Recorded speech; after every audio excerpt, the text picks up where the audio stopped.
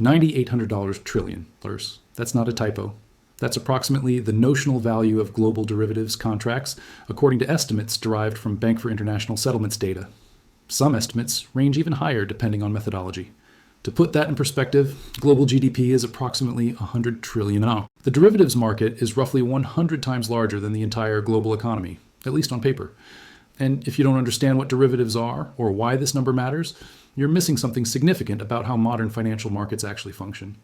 Because this $9,800 trillion isn't imaginary. These are contracts, obligations, promises to pay that financial institutions have made to each other. And these interconnections create dynamics that most people have never considered. This isn't about predicting crashes. It's about understanding the architecture of modern finance. While you were focused on stock prices and savings account rates, a shadow financial system was operating at a scale that dwarfs anything you've been taught about. The derivatives market touches everything. Interest rate swaps that determine what banks charge for mortgages, currency derivatives that affect import prices, credit default swaps that influence corporate borrowing costs, commodity derivatives that impact everything from gas prices to food costs. You interact with derivatives every day without knowing it. When you fill your car with gas, the price was influenced by derivatives trading. When you pay your mortgage, the rate was influenced by interest rate swaps. When you buy groceries, commodity derivatives affected the costs. According to Bank for International Settlements data, the world's largest banks are interconnected through trillions in derivatives exposure to each other. When one major institution faces stress, that stress can transmit through derivatives connections to others.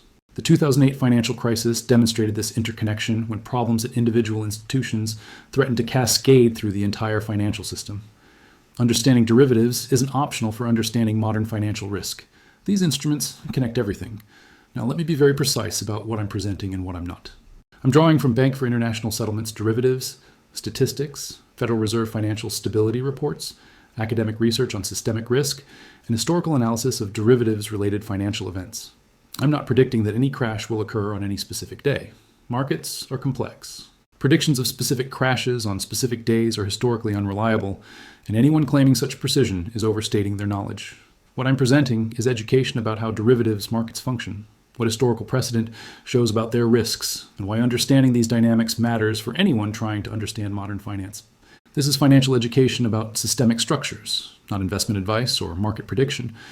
By the end of this video, you'll understand what the derivatives market actually is, why the notional value figure is both enormous and misleading, and what historical episodes reveal about derivatives-related systemic risk. Because here's what most people don't realize. The $9,800 trillion figure requires context. Notional value isn't the same as actual exposure. Understanding the difference is crucial for interpreting what this number actually means. There's a framework here.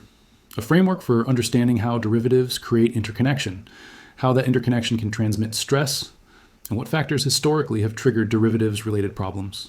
Same instruments, same interconnections, different outcomes depending on circumstances.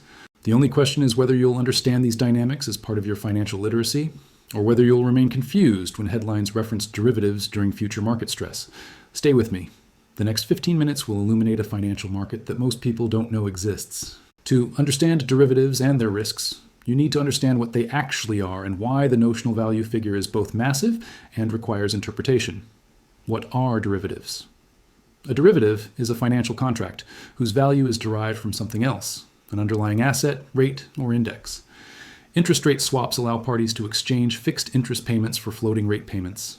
Banks use these to manage the mismatch between their assets and liabilities. Currency derivatives allow businesses and investors to hedge foreign exchange exposure. A company earning revenue in euros but reporting in dollars might use currency derivatives to manage that risk. Credit default swaps function like insurance on bonds. The buyer pays premiums, the seller pays if the underlying bond defaults. Options and futures give rights or obligations to buy or sell assets at specified prices in the future. Each derivative serves legitimate purposes: hedging risk, enabling price discovery, providing liquidity. The derivatives market exists because real economic needs require these instruments. Why is notional value misleading? The $9,800 trillion notional value represents the face value of all derivatives contracts.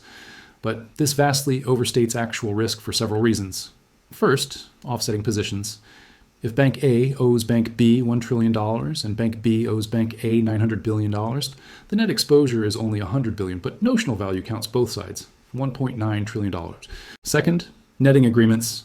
Financial institutions have legal arrangements to net offsetting positions.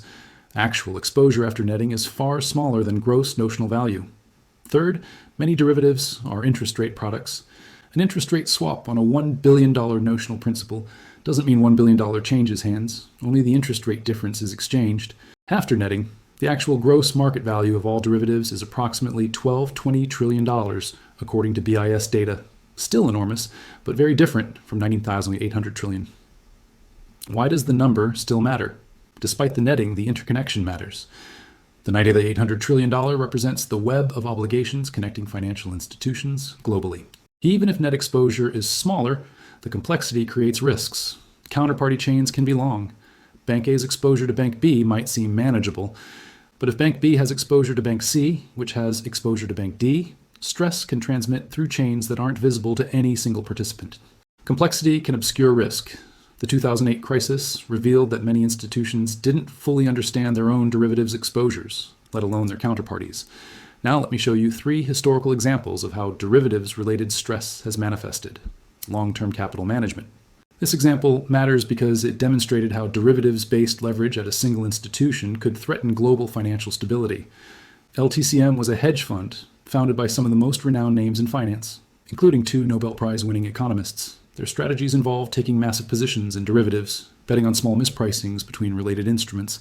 At its peak, LTCM had approximately $125 billion in assets, but their derivatives positions had notional values approaching 1.25 trillion. That's 10-to-1 notional leverage before considering the leverage embedded in their asset positions.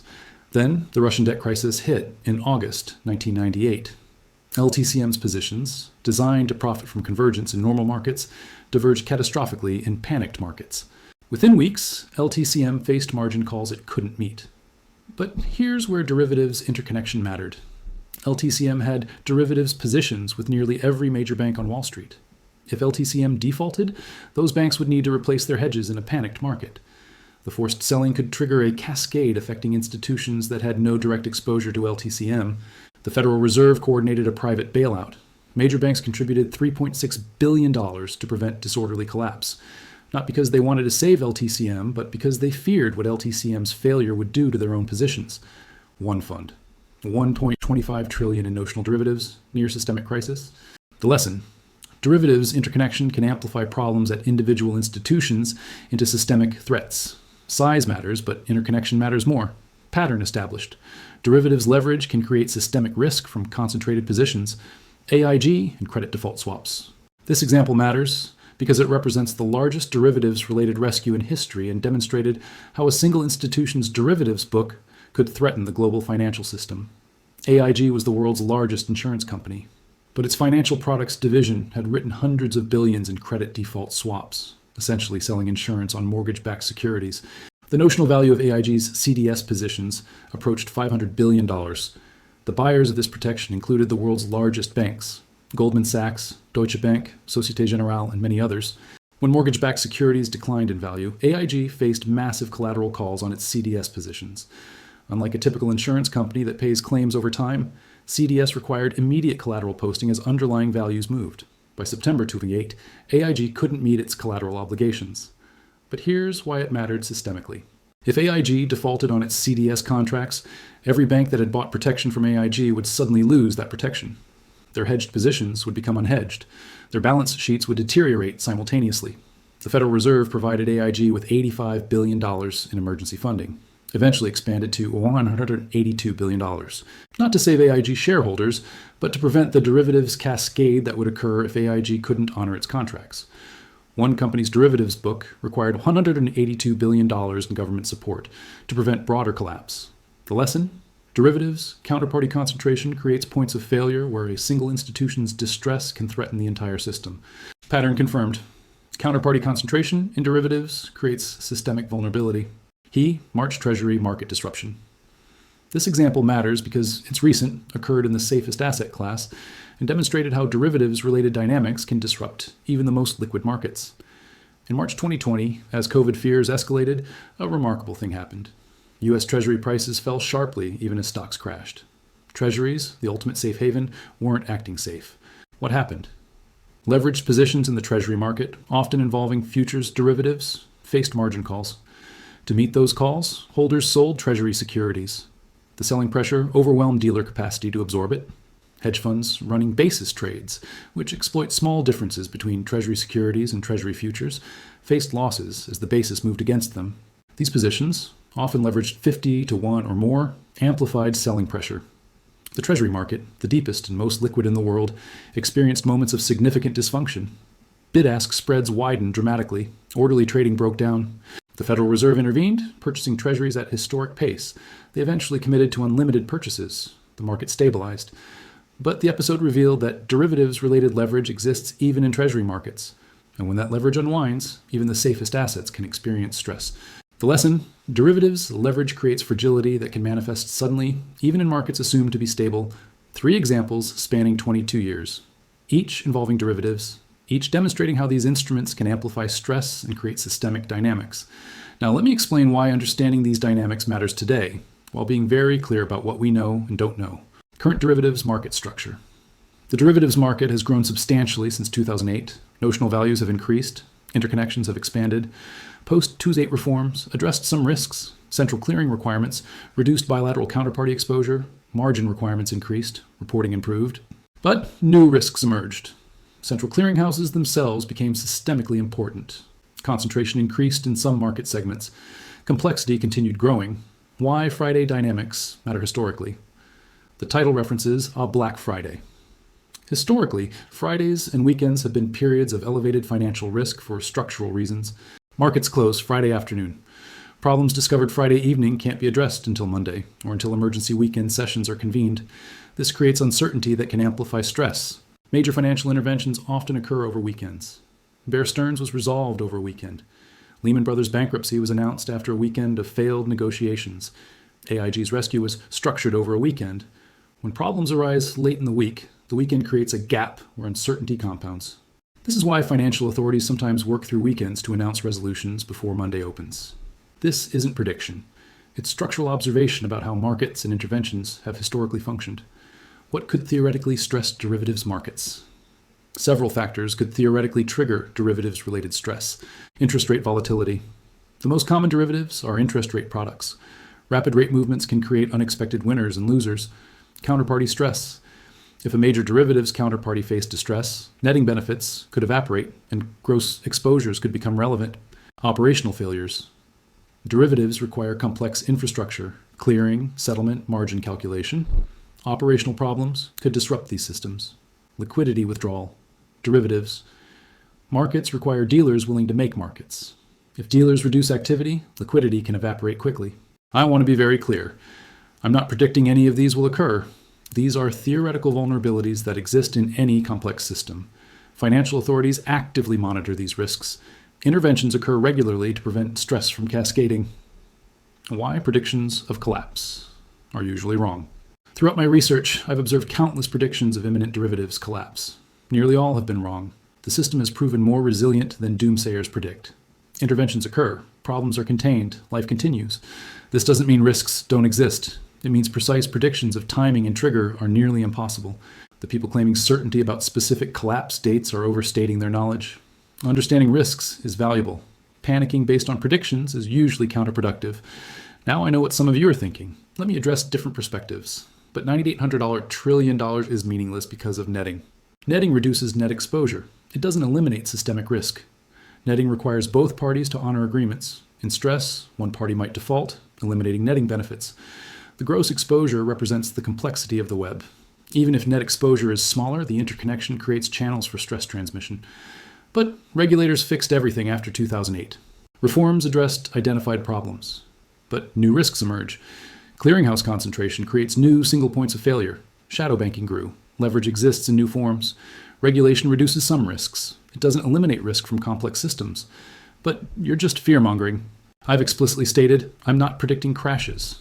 I've acknowledged that doomsday predictions are usually wrong. I've emphasized education over panic. Understanding how your financial system works isn't fear-mongering, it's literacy. But if derivatives are so dangerous, why do they exist? Derivatives serve essential economic functions. Farmers hedge crop prices, airlines hedge fuel costs, banks manage interest rate risk, importers hedge currency exposure. The same instruments that create systemic risk also enable economic activity that wouldn't otherwise occur. The question isn't whether derivatives should exist. It's whether the risks are appropriately managed. But there's nothing I can do about derivatives anyway. Understanding system dynamics helps you interpret events when they occur. It helps you maintain perspective during volatility. It helps you ask better questions about financial stability. And practically, understanding that financial assets are interconnected through derivatives influences how you think about diversification and risk management in your own portfolio. So what does this mean for you? Practically, specifically, right now, I'm not a financial advisor. I'm not predicting market crashes. I'm sharing educational information about financial system structure. First, understand what derivatives are. You now know more about derivatives than most people. These instruments underpin modern finance. Understanding them at a basic level improves your financial literacy. Second, recognize interconnection. Financial assets are connected in ways that aren't obvious. Bank stocks can be affected by derivatives exposure even if the bank's core business is sound. Diversification across apparently unrelated assets may be less complete than it appears. Third, understand intervention dynamics. Modern financial authorities intervene to prevent cascade. Understanding this helps you interpret events. When you see weekend emergency actions, you'll understand the urgency. Fourth, maintain perspective on predictions. Predictions of imminent collapse are usually wrong.